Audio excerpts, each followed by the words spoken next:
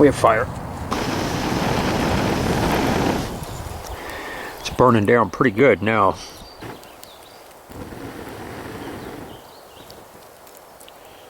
Just wasted all this time and effort.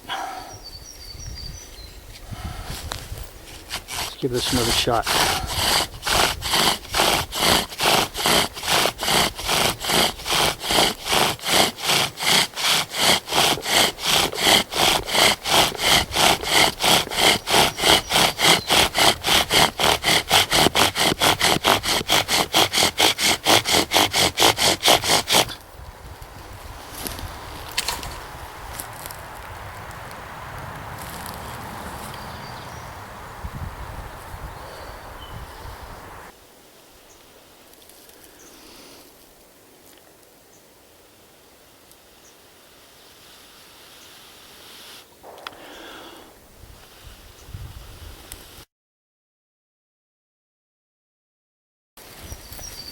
Welcome back to another episode from Pale Horse Survival and Tactical. I'm Bill, glad you could join me. Today we're going to make some sawbucks. Stay tuned.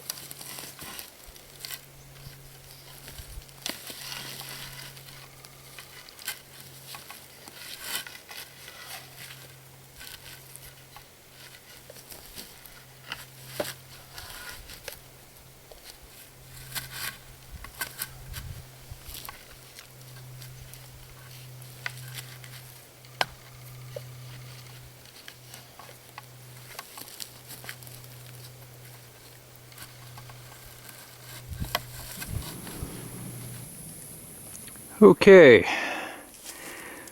I harvested the materials, and as you observed, cut the poles to length and lashed them into 2 tripods. I've seen different designs for sawbucks, and some get really involved. I mean, if that's what somebody wants to do, more power to them, but I always try to keep things simple. Why work harder than you have to? And especially in either an extended off-grid living scenario or permanent off-grid living scenario, why burn more calories than you have to? You know, keep it simple, and that preserves your calories and gives you time for other things. The tripod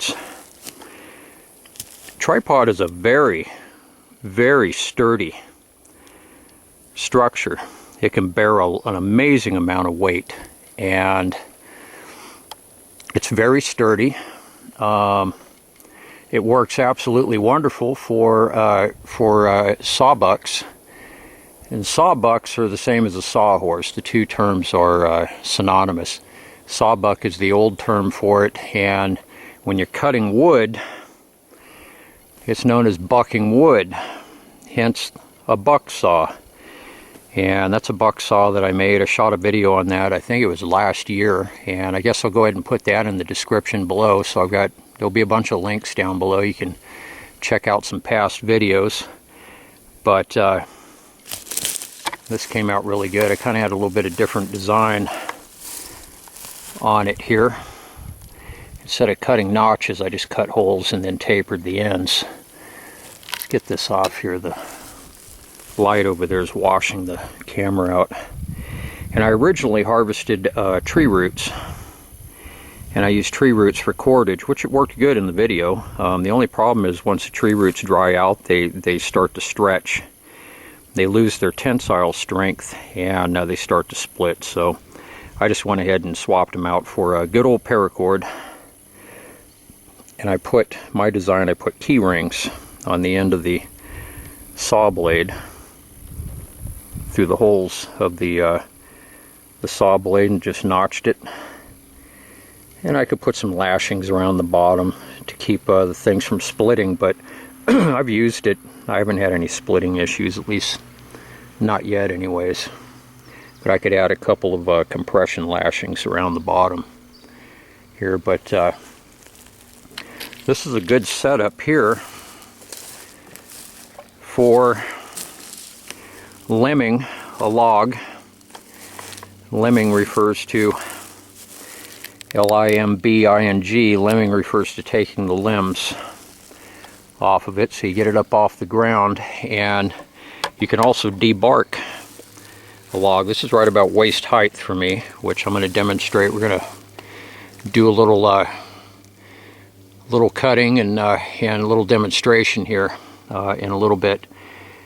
But if you're building a cabin or whatever in the woods, you can get it up off the ground. You can limb it and then go to work on it and debark it this way. And if you're going to debark it, what I would do is I'd leave a couple of these stubs sticking out so you have handholds so you can rotate. See, it rotates very easy. Rotates in the crotches, the V's. That's what's known as the crotch. So if you leave a couple of these on here, if you're debarking, you can go ahead and it gives you a convenient handle to rotate the log while you're working on it. And as you're debarking it, you can rotate it and debark it as you're working it down. So just a very convenient way, and these are very sturdy. I sat on this. It's not going anywhere. You could probably set a 300-pound person could sit on this easy. And you can put bigger logs on here. This will easily support bigger logs. You can see how much room I have left in the crotches here. So I purposely, when I lashed the tripods, I started my lashing down as you observed. Well, that background's washing this light out. I started the lashings down about a foot from the top, so when I open up the tripod, I've got nice wide crotches to accept different size logs, so I could easily put a log in here that's probably 3 times this size. Getting it up there, now this one I was able to get up by myself.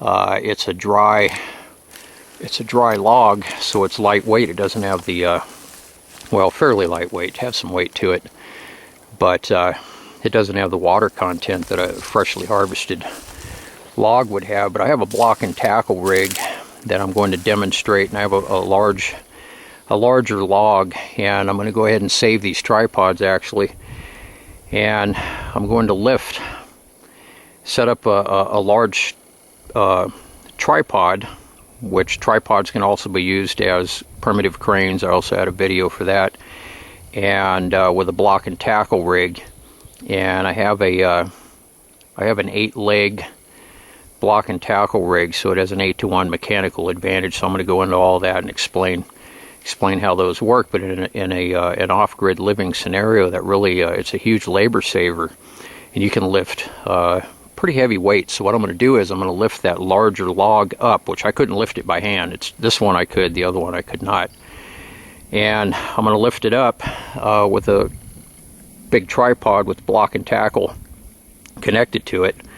With the log suspended off the ground, I'll put the sawbucks underneath and then lower it down on there. So it'd be a good demonstration of how to move around larger pieces, larger logs by yourself in an off-grid scenario, and get them up on some sawbucks off the ground so you can do some work on them.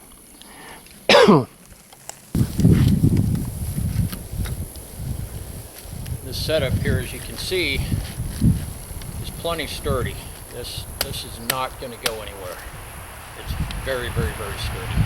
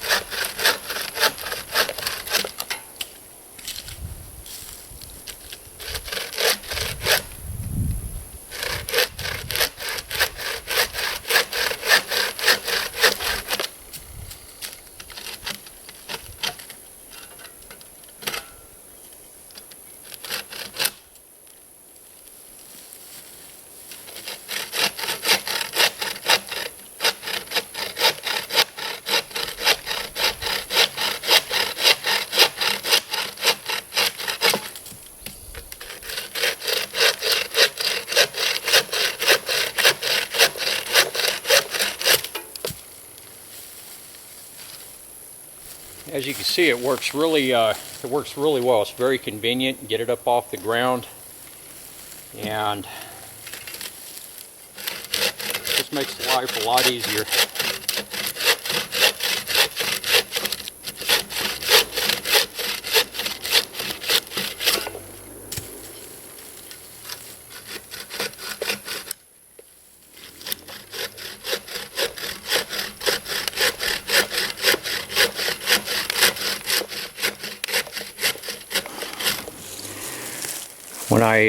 When I put these lash these tripods together, I intentionally left, get the buck saw out of the way here.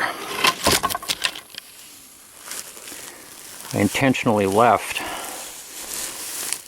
long tails on here on both of these, and the reason for that is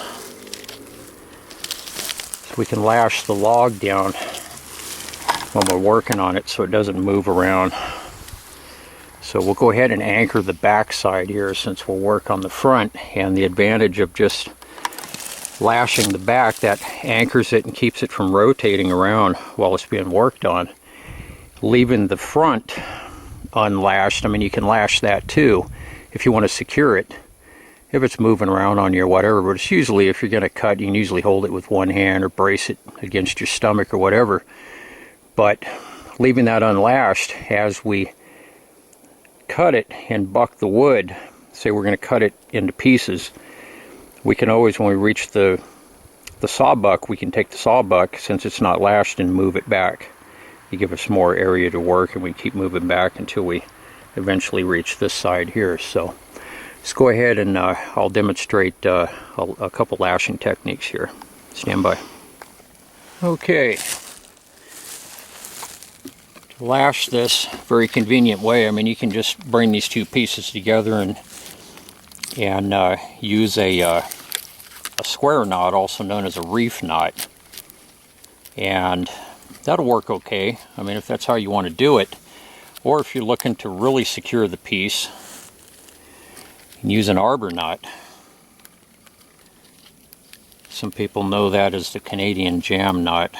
I also have a video on that in the Knotcraft series. So you just put a single overhand knot in here. It's the piece coming over the top. I'm having to tie this upside down so I don't get in the way of the camera. Put a figure 8 stop knot in here. I use the figure 8 because it's a little easier to get undone afterwards than the single overhand stop knot. Get it down here fairly close.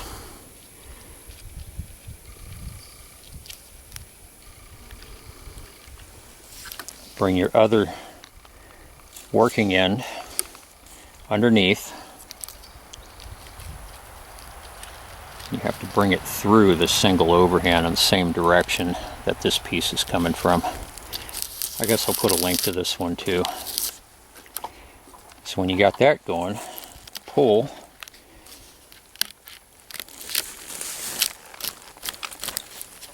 Just like that.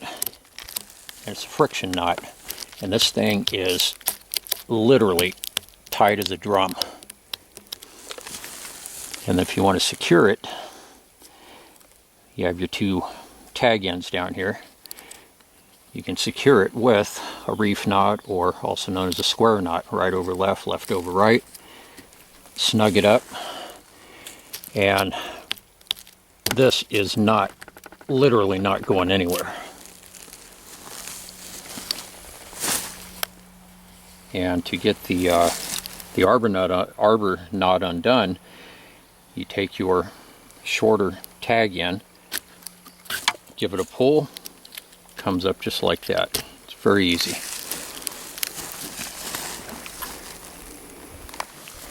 Okay, another way we could secure this.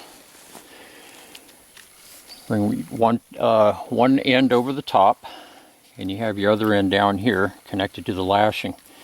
And to give myself a little bit of working room, I'm going to run this around one of the legs of the tripod here. I'm going to go ahead and put in a slip knot way back here to give us a little working room.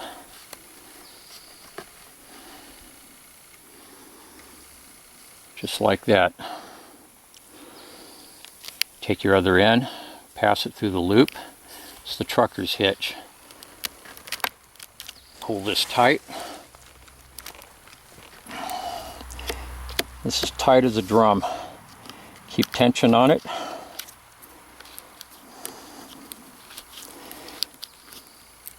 And put in 2 security half hitches.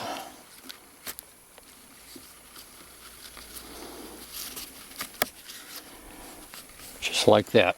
And that'll hold it sturdy while you work on it. And there's other ways of doing this. I'm just demonstrating a couple of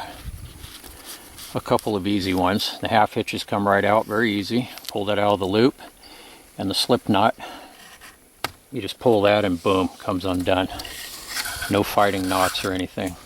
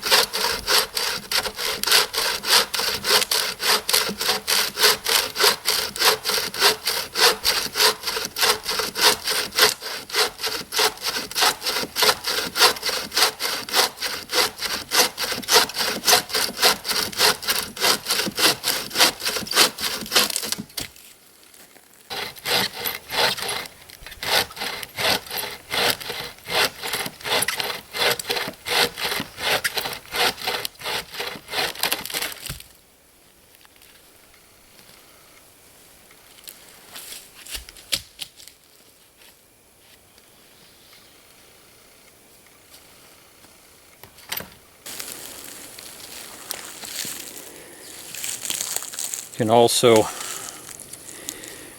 use your knife.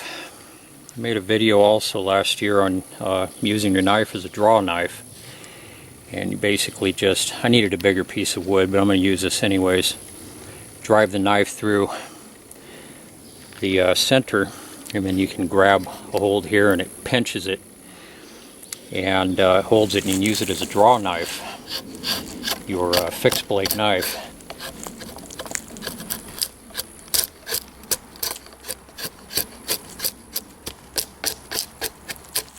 It works pretty decent. You can debark this way if you have to. You can also hew a log down, just as I'm doing here.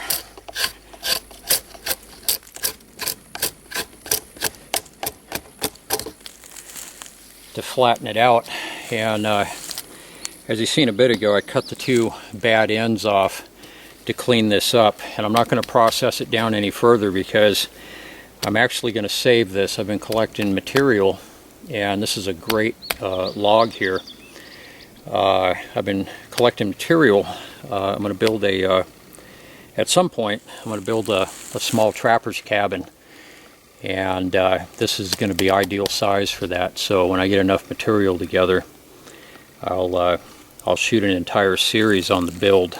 So I'm going to do it complete with saddle notches and a mud and cobble hearth and chimney, and it's going to be pretty nice. Sod roof. So I don't know if that'll be next year or the year after, but it's definitely coming up. So that'll be, I'm really looking forward to doing that.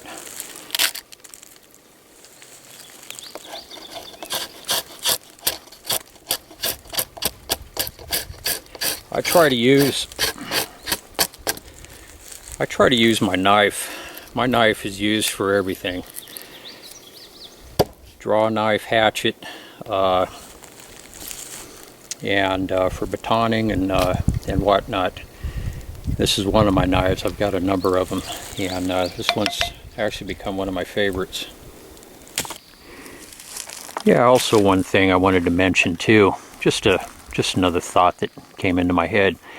With the primitive buck saw here, it minimalizes the amount of gear that you have to carry. All you have to carry with this is some cordage and saw blade. The saw blade goes into a sleeve. I've got two in the headliner of my my bug out vehicle, my rock crawler, and they're in cardboard sleeves. They don't take up much room at all, so when you get to where you're going, nature provides everything else. So it's just less gear that you have to carry. Just thought I'd throw that in there. And the key rings on the end, you can pick those up. They're real cheap, and that's just a very convenient method of securing that blade. I've never had a problem with those at all, and I've used them quite a bit. But some people, I've seen them put wooden pegs through the holes and different things, and those have a tendency to fail. I guess you can use a nail or whatever, but the key rings seem to work pretty good. So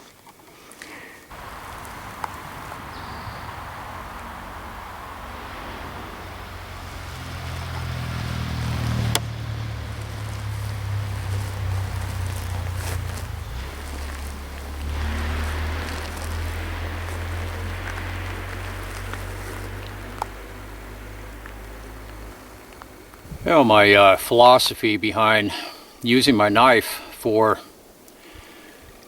multiple purposes is it's less gear that I have to carry. So I'm for the most part a minimalist, so I try to keep things simple, and I don't overburden myself with a lot of unnecessary gear. Not that an axe or a hatchet is unnecessary.